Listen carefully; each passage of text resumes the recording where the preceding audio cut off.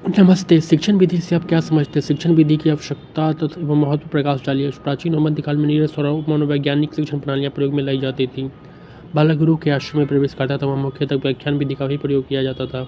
कभी कभी वाद विवाद के भी अवसर प्रदान किए जाते थे, परंतु शिक्षण ये विधियाँ नीरस थी। शिक्षा में मनोविज्ञान के प्रवेश ने शिक्षण विधियों के रूप को ही बदल दिया है। अब शिक्षण विधियाँ शिक्षण उद्देश्यों तथा शिक्षण के समान सिद्धांतों को ध्यान में रखकर निर्धारित की जाती है।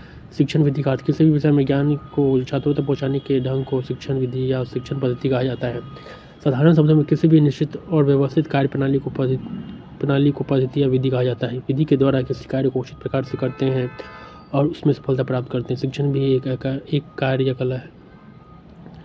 इसमें अध्यापक बालकों को ज्ञान प्रदान करता है। इस कार्य प्रणाली की विशद व्याख्या ये शिक्षण पद्धति या शिक्षण विधि कहलाती है। ईवीवी बसले के अनुसार शिक्षण में शिक्षण विधि नामक शब्द शिक्षक द्वारा पथ प्रदर्शित की हुई उन क्रियाओं की एक श्रृंखला है जो छात्रों के द्वारा सीखने में परिणित हो जाती है। संक्षेप में, शिक्षण विधि एक प्रक्रिया जो एक चरण में अवध न होकर अनेक चरणों द्वारा निर्मित तथा उन चरणों को समन्वित रूप जो विधि या पद्धति को जन्म देता है। शिक्षण विधि की आवश्यकता एवं महत्व श्रीमती एच.के.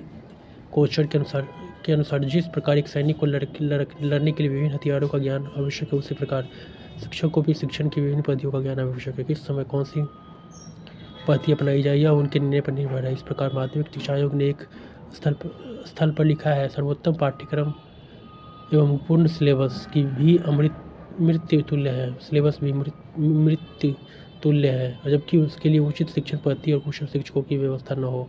शिक्षण अधिगम प्रक्रिया में शिक्षण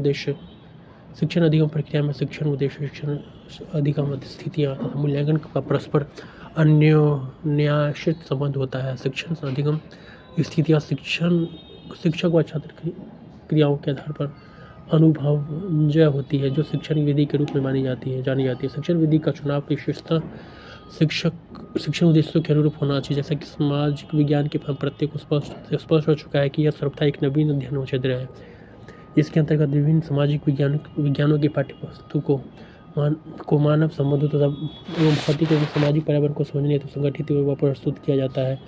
सामाजिक विज्ञान से संबंधित विषयों के शिक्षण में कई विधियों का प्रयोग किया जाता है। सबसे अधिक प्रचलित व्याख्यान विधि है, किंतु इसका प्रयोग केवल ऐसे बिंदुओं के लिए किया जाना चाहिए जिन्हें और विधाओं से नहीं पढ़ा जा सके। एक विधि इकाई शिक्षण विधि है, इसमें एक दूसरे से संबंधित विषय वस्तु को एक इकाई मानकर शिक्षण किया जाता है। सामाजिक विज्ञान के इतिहास, भूगोल एवं नागरिक शास्त्र के विषय वस्तु के समान पक्षों की इकाई बनाकर समेकित अधिगम इंटीग्रेटेड अप्रोच से यदि इन विषयों को पढ़ाया जाए तो इससे समय की व्ययिता होगी और बालकों का अधिगम अधिक उपलब्धिपूर्वक होगा। विषय वस्तु में कई पक्ष वैसे भी हैं जिन्हें समझने के लिए संबंधित स्थानों का भ्रमण अधिक लाभदायक सिद्ध हो सकता है। ऐतिहासिक स्थानों, अवशेषों, आधुनिक परियोजनाओं आदि के बारे में आवश्यक ज्ञान व वांछित अवबोधहीन स्थानों के भ्रमण से अधिक अच्छी तरह से विकसित किया जा सकता है। समाज विज्ञान से संबंधित विषयों में शिक्षण में परिवीक्षित अध्ययन सुपरवाइज्ड स्टडी विधि की उपयोगी सिद्ध होती है, जिसमें छात्रों को उनके द्वारा करणीय कार्यों हेतु निर्देश दिए जाते हैं और छात्र स्वयं शिक्षक के निर्देशानुसार कार्य पर निर्धारित उद्देश्य के अनुसार ज्ञान कौशल आदि अर्जित करते हैं। शिक्षक की इस प्रकार के शिक्षण में मार्गदर्शक की भूमिका